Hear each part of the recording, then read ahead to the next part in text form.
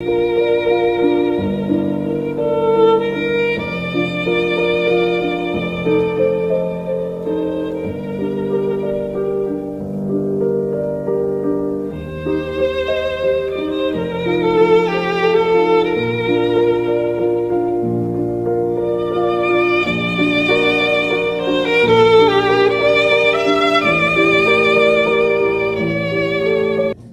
noite a todos. Boa noite. Sejam bem-vindos. Muito obrigado pela presença, casa cheia. Parece que vai vir gente de fora, parece importante falar aqui hoje. Ninguém disse nada, ninguém falou nada. Lá de Davenport. Lá de Davenport. Você sabe que para vir de Davenport para cá agora precisa de 2 passaportes. A coisa está complicada para chegar aqui, viu? Normalmente está muito bem. Que dia maravilhoso, né? Mais uma sexta-feira, mais uma semana se encerrando. E quando a gente vê a casa assim cheia, com essa magnitude de pessoas, nós de alguma maneira nos sentimos felizes porque nós percebemos que as mensagens do Cristo estão sendo ceivadas, semeadas dentro de nós, e nós estamos dando guarida em nossos corações, em nossas mentes, para que essas sementes floresçam e cresçam. Cada vez que nós nos dispomos, de alguma maneira, a deixarmos os nossos afazeres para trás e virmos em busca de uma iluminação, de um aprendizado, de alguma coisa nova, nós estamos fazendo o nosso esforço e dando a nossa contribuição para que possamos ser, no futuro, chamados de verdadeiros aprendizes do Evangelho. E aprendizes do Evangelho somos todos nós que, de alguma maneira, deixamos os ensinamentos do Cristo entrarem em nossas mentes e procuramos segui-las um pouco, dia a dia, passo a passo. O estudo de hoje, Sal da Terra e Luz do Mundo, ele tem uma conotação até um pouco diferente. Normalmente nós não falamos a respeito desse tópico, ou pouco se fala dentro da casa espírita a respeito dessa passagem, desse verso propriamente dito. Porque por incrível que possa parecer, existe uma certa desinterpretação dessa passagem. Quando nós primeiros fazemos a leitura, olhamos o Novo Testamento, às vezes a gente se confunde com o contexto, com a ideia e para quem essa mensagem é dirigida. É importante a gente fazer, sempre quando a gente faz um estudo do Evangelho, quando nós vamos olhar os ensinamentos do Cristo, é importante que nós tentamos trazer o ensinamento ao contexto que ele tinha na época. O principal aprendizado que nós fazemos no estudo do Novo Testamento não é trazer um ensinamento aos nossos dias, mas nós nos deslocarmos aos dias do Cristo para entender a dinâmica e entender o contexto em que as palavras e os ensinamentos são passados. Se a gente tenta trazer o ensinamento aos dias de hoje, você escuta falar assim, mas você é o sal da terra. Sim, o sal da terra, porque eu não vou fazer churrasco, eu não preciso de sal. Da onde vem isso?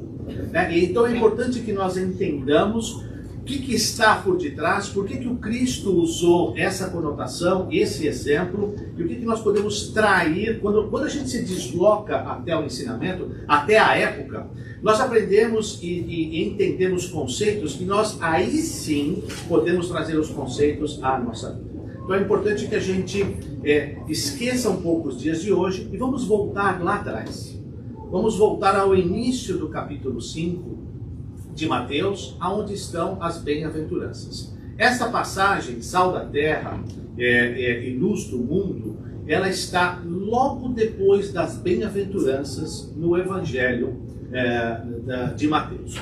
Eu usei para esse estudo a tradução que foi feita por Haroldo Dutra Dias. Então, no capítulo 5, logo depois das bem-aventuranças, ele vem com um tópico que se chama Missão dos Discípulos. E quando a gente abre o Evangelho, muitas vezes, existem assim títulos antes de algumas passagens, antes de alguns capítulos, que nos antecipam e nos narram algumas coisas, ou o conceito é a ideia principal que está naquele capítulo. Mas antes de nós entrarmos na missão dos Espíritos, vamos dar uma relembrada no contexto e na ideia das bem-aventuranças.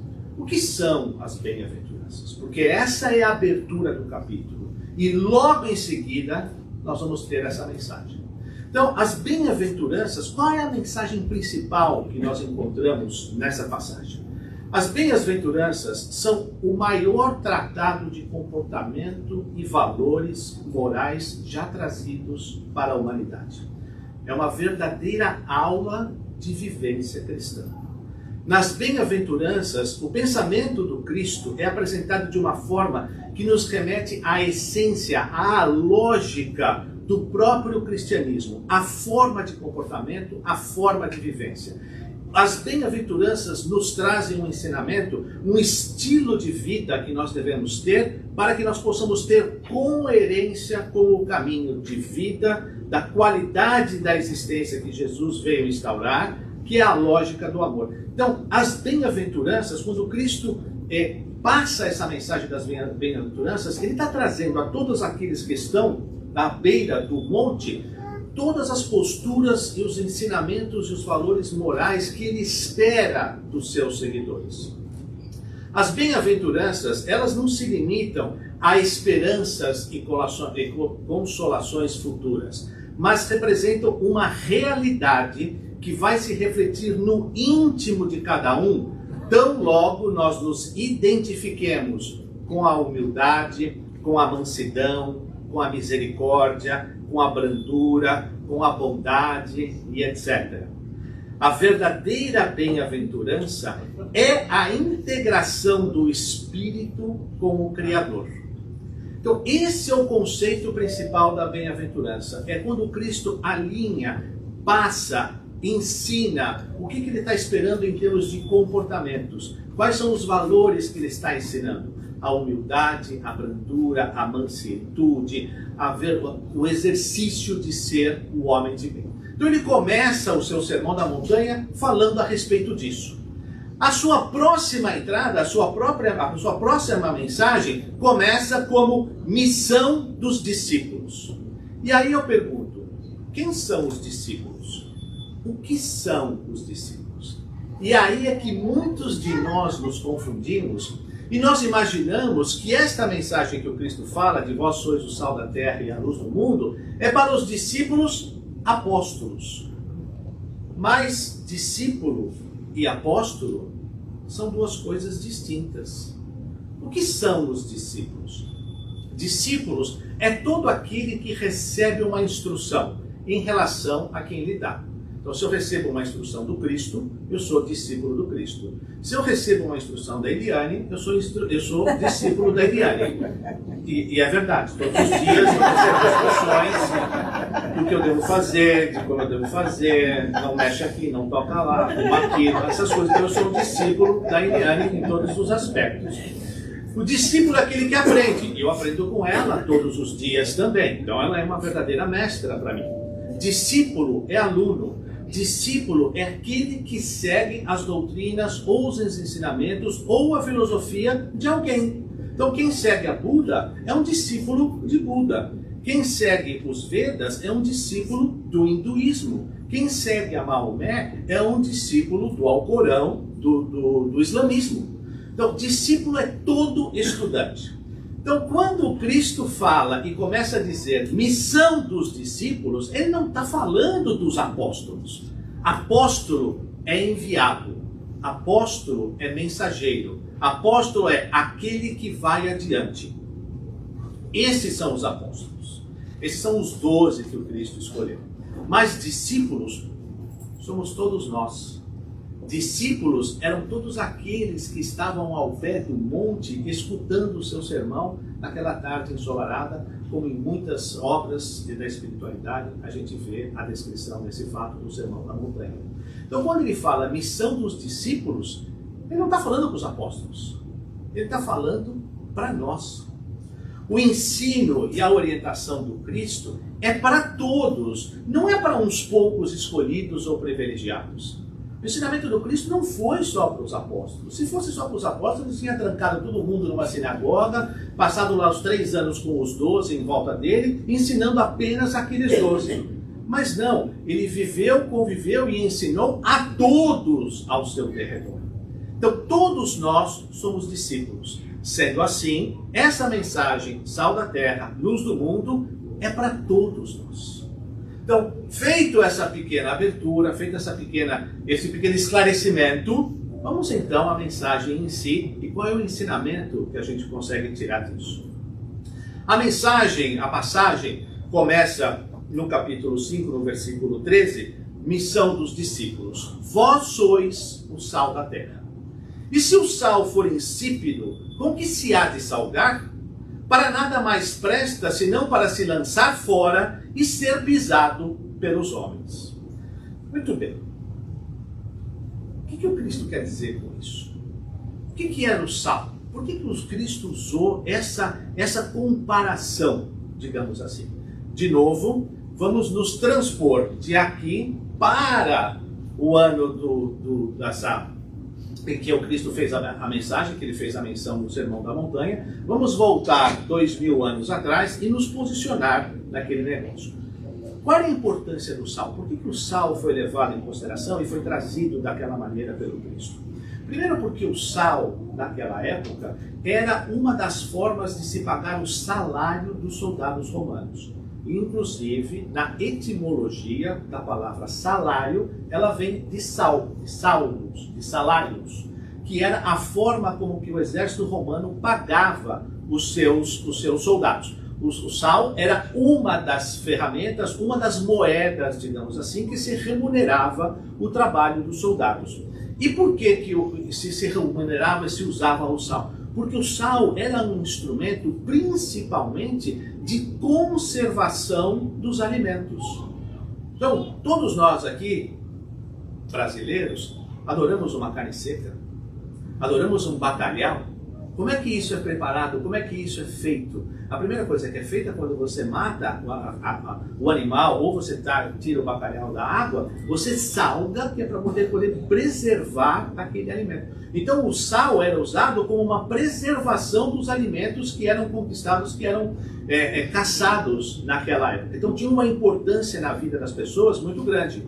E naquela época também se usava o sal como moeda de troca. Eu te dou aqui um tanto de sal, você me dá isso, eu te dou um tanto de sal, você me dá aquelas coisas. Então era utilizado dessa forma. Então o sal tinha uma importância, tinha uma conotação, tinha um valor muito grande. Então o Cristo aqui está falando de valores, de comportamentos, valores morais. Ele se associou ao sal, porque o sal naquela época também tinha um valor muito grande. Então o Cristo usava muito dessas comparações, dessas correlações, para que as pessoas pudessem entender facilmente e captar mais facilmente a sua mensagem. Uma outra coisa bem importante aqui, que na grande maioria das traduções dos evangelhos, vós sois o sal da terra. Terra com T minúsculo. Não é do planeta. Né? Vocês não são o sal do planeta. Vocês são o sal da terra que nós pisamos. Por que isso? Daqui a pouquinho a gente vai ver, tem uma outra conotação bem interessante a respeito disso. Mas vamos estudar um pouquinho então, vamos ver por que o Cristo utilizou isso e o que nós podemos trazer em termos de aprendizado para nós e a correlação com os nossos entendimentos de hoje a respeito das características e das propriedades do sal. O que o sal representa, quais são as propriedades que o sal tem e como é que nós podemos adaptar isso à nossa vida. Uma das primeiras e principais características do sal é que ele é absolutamente inalterável e incorruptível. O sal não muda. O sal não perde as suas características, não perde o seu sabor, não perde as suas propriedades químicas, ele é absolutamente imutável todo o tempo. Ele nunca recebe, ele sempre dá. Se você misturar o sal com o açúcar, se você colocar o sal na água doce, o sal não vai se tornar doce, muito pelo contrário, o açúcar vai absorver das propriedades do sal. O sal vai se manter inalterado. Não importa com que se ele misture, ele vai sempre conceder, ele vai sempre dar, ele vai sempre entregar. Ele nunca vai se deixar corromper por outras substâncias ou por outras influências. Tanto que na culinária, por exemplo, me corrija se eu estiver errado. Qualquer excessozinho de sal te destomba e te destrói toda a preparação de um prato. Porque a força dele é tão grande que ele se sobressai facilmente e uma pequena quantidade altera todo o ambiente. Então, se você errar a mão um pouquinho no sal, aquilo vai predominar, vai se prevalecer sobre qualquer outra coisa, porque o sal é muito forte. Uma outra característica bem importante é que o sal é encontrado em abundância, tanto na terra, quanto no mar, quanto nos lagos. Muitos lagos por aí têm uma quantidade de sal bastante grande. Na terra nós podemos encontrar isso hoje, se a gente vai lá para o Death Valley, na Califórnia, toda aquela base, todo aquele piso é sal, porque aquilo ali era mar, a água se evaporou e aquilo que ficou é sal. Se você vai aqui para as montanhas, algumas montanhas do Colorado, elas têm uma grande quantidade de sal dentro. Existe uma montanha na Iugoslávia, se eu não estou equivocado, que até outro dia eu vi um vídeo a respeito disso, um passeio turístico inclusive, em que você tem um carrinho que você vai para dentro das montanhas de sal no meio da Europa. Então o sal é encontrado em toda parte, mas principalmente, obviamente, numa grande abundância, numa grande quantidade, nos nossos oceanos. O sal, pelas suas características, conserva os alimentos, impedindo a decomposição. Ele ainda regula o bom funcionamento do nosso corpo. Nosso sangue é salgado. Já repararam nisso? Nosso sangue é salgado. E o sal não tem nenhuma aparência, nenhuma característica exterior. O sal, ele tem lá a sua característica, ele não se destaca de alguma forma, ele não se transveste de alguma outra coisa. Ele tem sempre as mesmas características, a mesma forma, ele não tem nenhum tipo de, digamos assim, destaque de aparências exteriores. Essas são as propriedades do sal que a gente encontra na matéria, o sal da terra, o sal que a gente lida no dia a dia. Agora aqui, sem obviamente querer me comparar ao ele, mas eu vou fazer aqui um milagre da transfiguração. Eu vou transfigurar esse slide. Eu vou mudar apenas o título dele. Quais são as características e as propriedades do ensino e dos valores do Cristo? Os ensinos do Cristo são absolutamente inalteráveis e incorruptíveis. O Cristo nunca recebe, ele sempre dá. Os seus ensinamentos, os seus valores são fortes, se sobressaem facilmente. Uma pequena quantidade, uma pequena demonstração desses valores é capaz de alterar todo o ambiente em que nós estamos. Os ensinamentos do Cristo é encontrado em abundância, tanto na terra quanto no mar. As palavras, os enviados, os discípulos do Cristo foram enviados a todos os cantos desta terra. Não só desde os 72 da Galileia, quando ele começou a enviar os seus apóstolos, nem tanto depois, quando Paulo começou a fazer a sua caminhada e levou a palavra do Cristo a todos os gentios, mas no decorrer dos séculos, outros apóstolos e outros mensageiros vieram e levaram a palavra dele a todos os cantos do mundo. Hoje os valores cristãos são encontrados em todos os continentes, de todas as formas, em todos os ambientes. Os valores morais do Cristo conservam o alimento, impedindo a decomposição. Ele conserva o alimento da alma, principalmente, impedindo a decomposição do nosso espírito, da corrupção dos nossos valores. Ele ajuda na conservação do que nós somos e daquilo que nós estamos buscando adiante. Os ensinamentos e os valores cristãos regulam o bom funcionamento da nossa alma. E aqui, um trocadilho, o nosso suor é salgado, porque através do nosso esforço, do nosso trabalho interno, da nossa dedicação, nós vamos conseguir fazer com que a nossa alma, o nosso espírito se fortaleça, cresça, se desenvolva e atinjam o cúmix, o apex, o ápice de evolução que o Cristo está esperando de cada um de nós. Então ele ajuda no regulamento da nossa alma, do nosso trabalho, das nossas dedicações. E os ensinamentos do Cristo e os seus cristãos não têm uma aparência característica exterior. Podemos ser homens, mulheres, jovens, velhos, negros, pardos, brancos, índios, mulatos, mestiços, americanos, africanos, europeus, qualquer um. Dotado e imbuído desses valores em nossos comportamentos, são emissários do Cristo. Quando a gente olha tudo isso, faz todo o sentido ser dito: vós sois o sal da terra. Eu acabei de passar a voz, nesse sermão das bem-aventuranças, as expectativas de comportamento e de postura que eu espero de cada um dos meus enviados e dos meus discípulos, daqueles que se dedicam de alguma forma a aprender daquilo que eu tenho para contribuir. Se vós que me escutas estáis dispostos à mudança de valores e de comportamentos, este é o caminho que vos trilho. Vós que sois meus discípulos, comportai-vos como o sal da terra, para que possam, da mesma forma, levar essas características a todos aqueles que vos encontrais em seus caminhos. Essa é a característica do sal. Quando nós nos comportamos e nós absorvemos esses valores, nós nos tornamos incorruptíveis. Nós nos tornamos fortes. Nós nos tornamos dignos de sermos chamados de aprendizes do Evangelho. O cunho principal, a principal característica do sal é a sua incorruptibilidade. Nada o altera, nada o contamina, jamais se corrompe.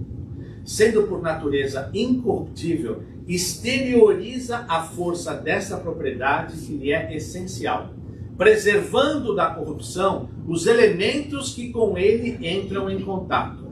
Conservando-se imune, imuniza outros corpos. Sendo puro, impede que se contaminem os que recebem a sua influência. Sendo puro, imune, imuniza outros corpos. Sendo puro, impede que se contaminam os que recebem a sua influência. Se nós que estamos recebendo a influência do Cristo neste instante, nos mantermos incorruptíveis, nós estaremos nos mantendo puros e absolutamente imunes aos outros valores mundanos que nos tentam todos os dias. Daí a importância de sermos sal da terra. O sal preserva, e o primeiro ambiente a ser preservado é o ambiente interno da nossa alma, da nossa mente, do nosso coração. Quando nós absorvemos o ensino cristão, o nosso ensino se preserva. Existe uma outra característica a respeito dos sais, que isso é bem curioso mesmo, e até me preparando para esse estudo, eu estava assistindo uma palestra do George Elahad. George Elahad. Exatamente, muito obrigado, Márcio. Do George Elahad. E foi o George Elahad que trouxe essa comparação e eu achei ela simplesmente brilhante. Eu fui pesquisar um pouquinho mais e faz todo sentido. O George Elahad disse que quando se fala de sal da terra, T minúsculo, também se fala a respeito dos sais da terra. Quais são os sais da terra? Os sais da terra são basicamente os adubos, aquilo que você tira da terra, o sal que você tira da terra e extrai para o crescimento das plantas e para os alimentos. Aí eu fui fazer assim uma breve pesquisa. Sim, coisa rápida. Hoje o Google facilita a nossa vida pra caramba, né? Então, qual a composição básica do adubo? Nitrogênio, fósforo, potássio, cálcio, magnésio e enxofre. Olha só que coisa interessante. O que o fósforo faz? O fósforo é um componente das moléculas do DNA e do RNA. O fósforo auxilia na formação dos ossos e dos dentes. Então, o fósforo fortalece a estrutura. O ferro auxilia na absorção e no transporte de oxigênio do corpo. Então, distribui o oxigênio, que é o alimento do corpo, a todas as nossas células. O magnésio auxilia nas reações químicas celulares e nos processos enzimáticos, ou seja, é responsável pelo processo de modificação, de crescimento e de evolução das células. O sódio e o potássio auxiliam na contração muscular, regulam o líquido do corpo e na transmissão dos impulsos nervosos, ou seja, produzem e proporcionam força e disposição. O iodo, que é componente de alguns hormônios importantes para o organismo, como por exemplo da tireoide, regula os excessos. O flúor auxilia na remineralização dos dentes, protegendo na formação da cárie, ou seja, ajuda na estrutura. O zinco ajuda auxilia no metabolismo da insulina, eliminando os excessos. Vamos pegar essas características aqui dos sais da terra, dos sais do adubo. Ou seja, esses sais fortalecem a nossa estrutura, distribuem o alimento a todas as nossas células do corpo, ajudam no processo de modificação, fortalecem o nosso corpo, a nossa estrutura e a nossa disposição e nos ajudam a eliminar os excessos. Se nós pegarmos os ensinos do Cristo e trazermos a nossa vida, ele vai fazer exatamente a mesma coisa.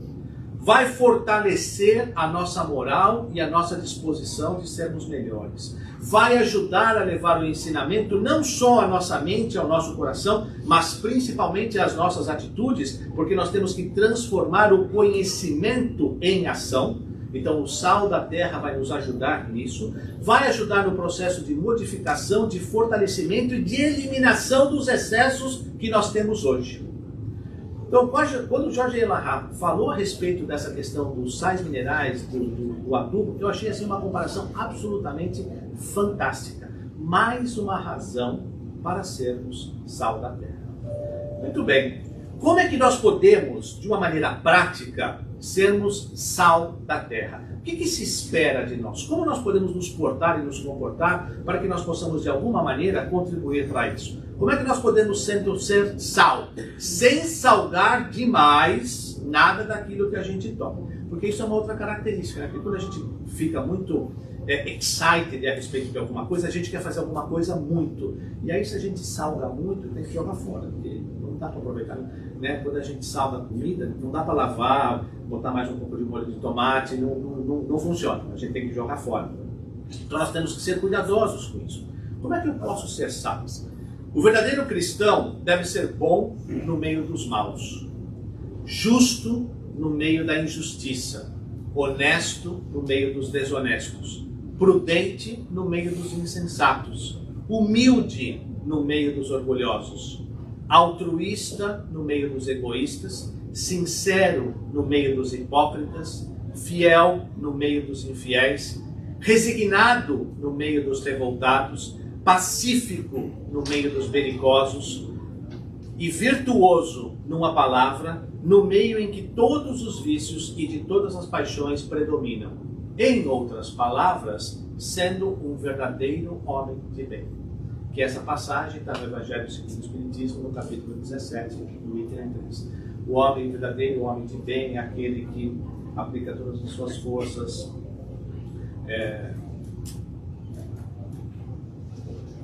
esqueci agora, perdão.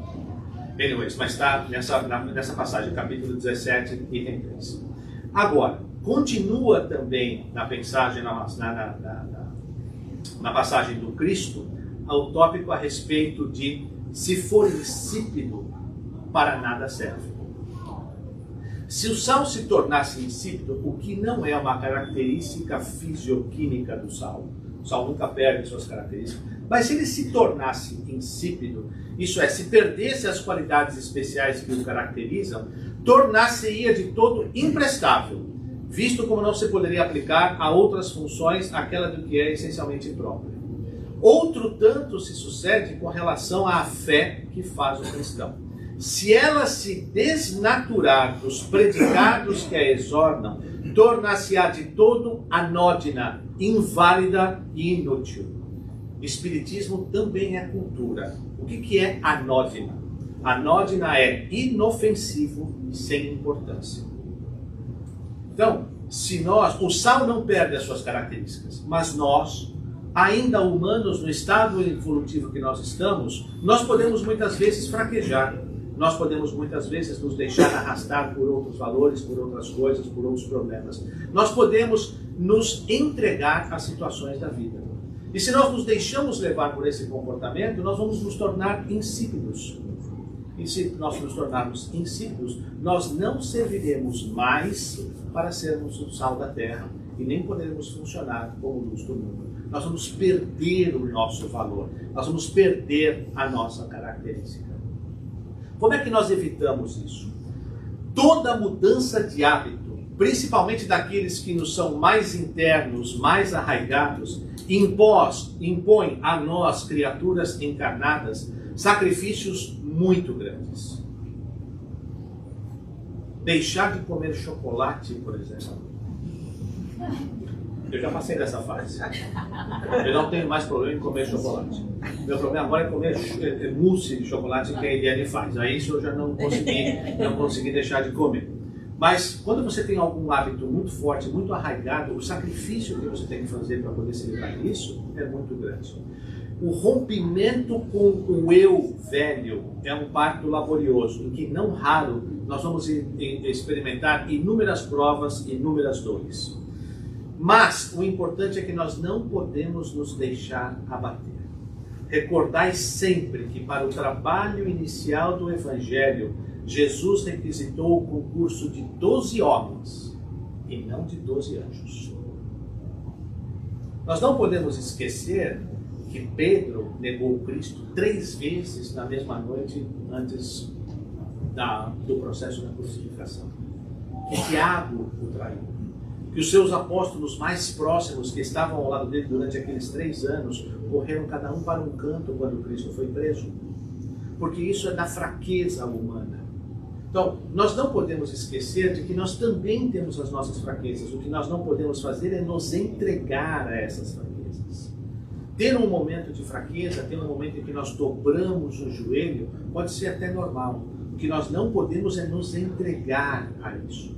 E quando a dor for muito grande, quando as dificuldades forem muito grandes, essa casa está aqui. Essas pessoas estão aqui para nos acolher. Outras instituições religiosas lá fora também têm o mesmo serviço, têm o mesmo acolhimento. Mas o que faz? Quando nós nos sentimos com dor, nós nos isolamos. Parece que nós nos enfrentamos, nós nos enfiamos dentro da nossa caramunça, dentro da nossa casa de caranguejo, e ali nós ficamos. Quando, na verdade, nós deveríamos estar procurando ajuda, porque não é vergonha nenhuma pedir ajuda. Muito pelo contrário, isso é um sinal de força muito grande, de sabermos reconhecer que não estamos em momentos adequados e que necessitamos de ajuda. Pedir ajuda é um sinal de fortaleza, mas principalmente de humildade. Se nós passamos por dificuldades, de novo, essa casa está aqui, as pessoas, os trabalhadores dessa casa estão aqui esperando por nós, e tantas outras lá fora também. O que é importante com isso? Se somos sal da terra, deixemos que este sal tempere os nossos valores e os nossos comportamentos, para que nós possamos efetivamente continuarmos no nosso processo de crescimento, mas principalmente levarmos a todos aqueles que nos rodeiam os exemplos que o Cristo espera de nós. O Cristo não disse, vade e sede perfeitos. Ele disse, vade e procures não errar mais.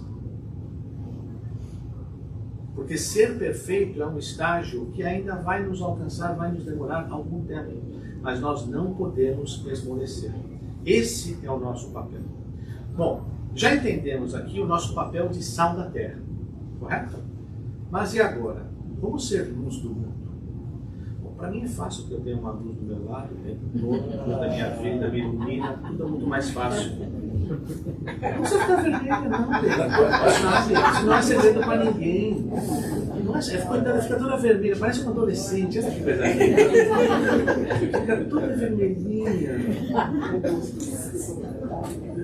Tá bom, bem, foca aqui de novo, foca aqui. Como nós podemos ser luz do mundo? Vós sois a luz do mundo.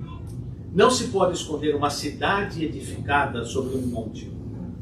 Não se acende a candeia e se coloca debaixo do alqueire, mas no velador, e dá a luz a todos que estão na casa. Assim, resplandeça a vossa luz diante dos homens, para que vejam as vossas boas obras e glorifiquem o vosso Pai, que estás nos céus. Os discípulos de Jesus, e essa passagem que eu estou lendo aqui agora, ela está no livro de Caibai Schutel, Parábolas e Ensinos de Jesus, no tópico Luz, Morta e Sal Insípido. Os discípulos de Jesus são a luz do mundo e o sal da terra. A sua tarefa é esclarecer seus semelhantes e, ao mesmo tempo, procurar conservá-los fiéis aos ditames cristãos, proporcionando-lhes consolações.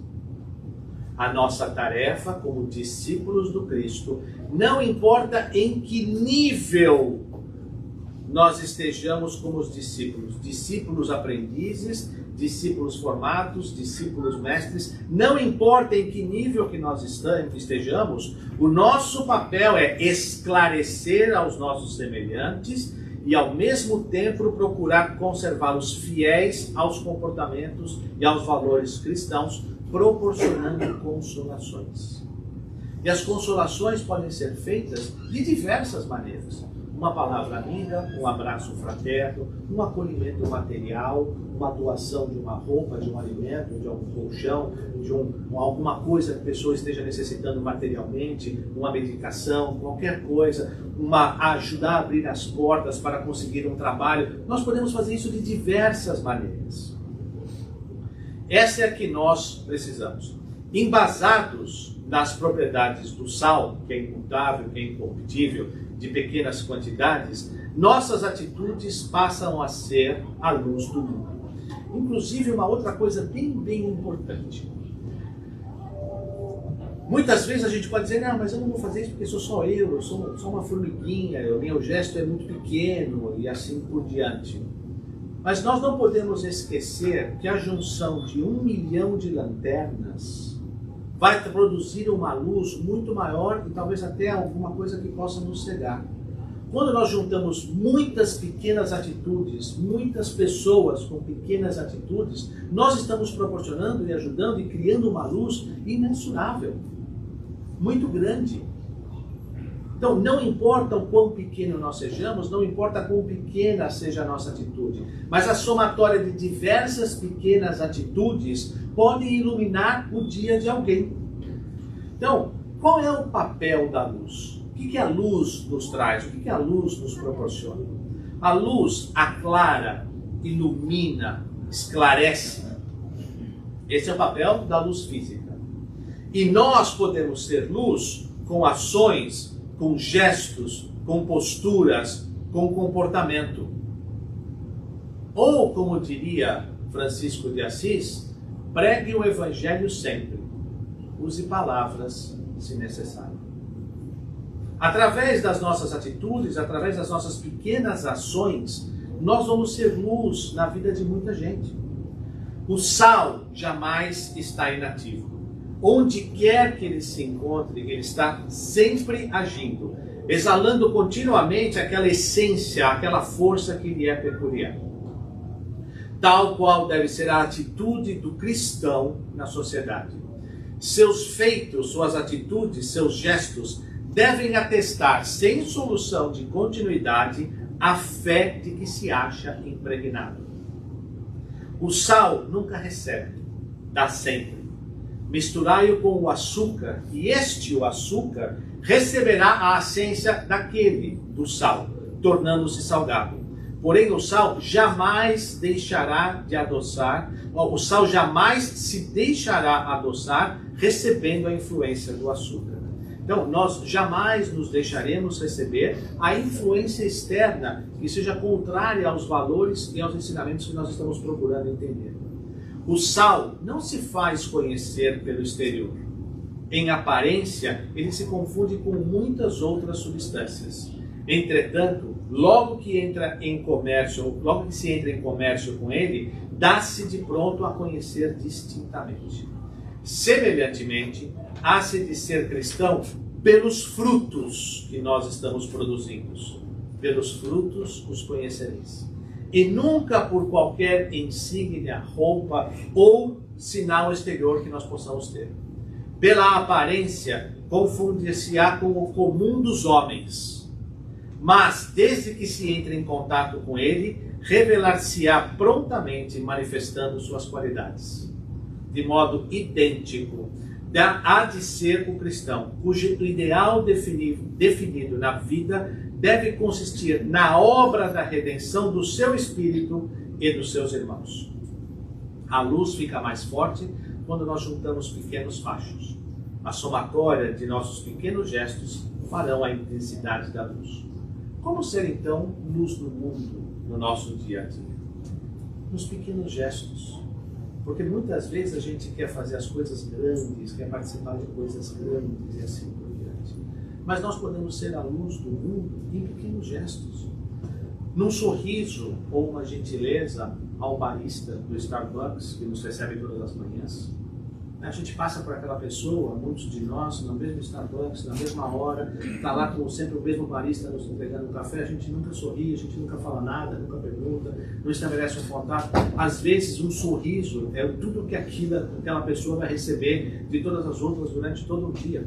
Então, uma gentileza, uma conversa amigável, por exemplo, com um atendente de Customer Service. Imagine esse pessoal de Customer Service que só recebe pancada, porrada, problema, reclamação. As pessoas estão estressadas, que estão com problema tentando resolver. E a pessoa do Customer Service que não tem autonomia, não tem poder, não pode fazer as coisas, nem nada, só fica apanhando. Aí você vai lá e tem uma conversa amigável.